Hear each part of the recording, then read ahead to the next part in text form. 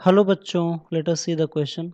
An inductance of negligible resistance whose reactance is 22 ohm at 200 Hz is connected to a 220 volt and 50 Hz power line. What is the value of inductance and reactance? Question ये कर रहा है कि एक inductance है जिसका resistance negligible है, उसे कनेक्ट किया जाता है पावर सप्लाई लाइन से जिसका फ्रीक्वेंसी 200 हर्ट्ज है और उसका जो रिएक्टेंस होता है वो 22 ओम होता है। लेकिन जब उसे हम पावर सप्लाई लाइन का जो फ्रीक्वेंसी अगर उसे 50 हर्ट्ज कर देते हैं तब बताना है कि उसका इंडक्टेंस और रिएक्टेंस क्या होगा। तो आइए देखते हैं इस क्वेश्चन का मेन की कॉन्सेप्ट क्या है जिसके बेस पर हम लोग इस क्वेश्चन को सॉल्व कर सकते हैं। तो की कॉन्सेप्ट में हम लोग समझेंगे कि वो कौन सा ऐसा कॉन्सेप्ट है जिसके बेस पर हम लोग इस क्वेश्चन को सॉल्व कर सकते हैं। तो आप लोग देख सकते हैं कि यहाँ पे सिर्फ इंडक्टेंस की बात हो रही है और उसका भी रेजिस्टेंस है वो नेग्लिजिबल है, यानी कि और कोई डिवाइस यूज नहीं किया जा रहा है, यानी कि जो क्वेश्चन है वो प्योर इंडक्टिव सर्किट का क्वेश्चन है, यानी कि this question is based on pure inductive circuit. अब जो प्योर इंडक्टिव सर्किट का जो कंडीशन होता है, जो फॉर्मूले होते हैं उसका यूज करेंगे और हम लोग इस क्वेश्चन का आंसर देंगे। तो क्या होता है प्योर इंडक्टिव सर्किट का फॉर्मूला? तो अगर हम बात करेंगे रिएक्टेंस का तो इसका फॉर्मूला होता है XL equal to omega L. यहाँ पे जो ओमेगा होता है ये एंगुलर फ्रीक्वेंसी होता है और इसकी वैल्यू होता है 2 पाई एफ, यानी कि एक्सएल की जो वैल्यू होगा वो हो जाएगा 2 पाई एफ इंटू एल। एक्सएल को हम लोग इंडक्टिव रिएक्टेंस कहते हैं, वो इसलिए कहते हैं क्योंकि प्योर इंडक्टर है और जो भी रेजिस्टेंस ऑफर करता है उसे हम लोग रिएक्टेंस कहते हैं। तो आइए सोल्यूशन में देखते हैं कि क्या क्या गिवन है और फिर हम लोग सॉल्व करेंगे। तो सोल्यूशन में आप लोग देख सकते हैं कि हमें एक्सेल की वैल्यू निकालना है।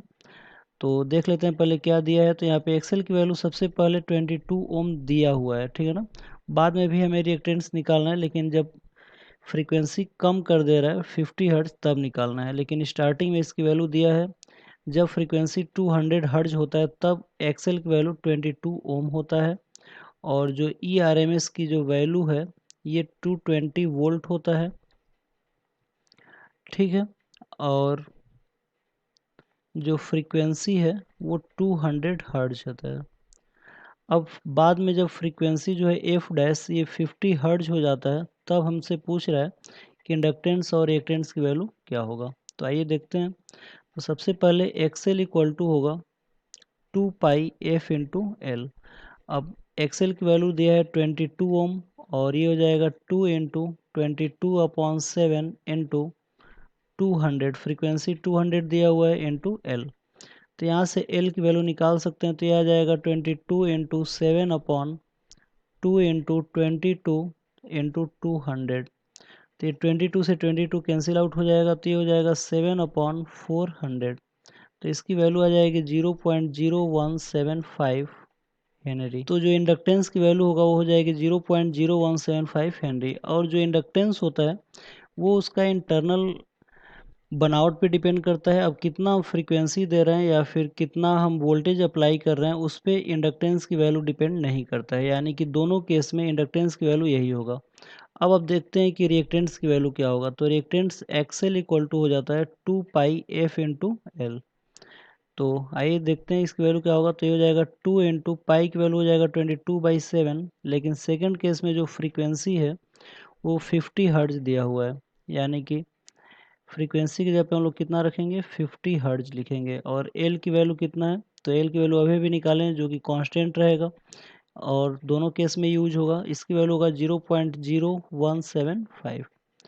तो इसको सॉल्व करेंगे तो ये हमें मिलेगा 2200 इंटू 0.0175/7।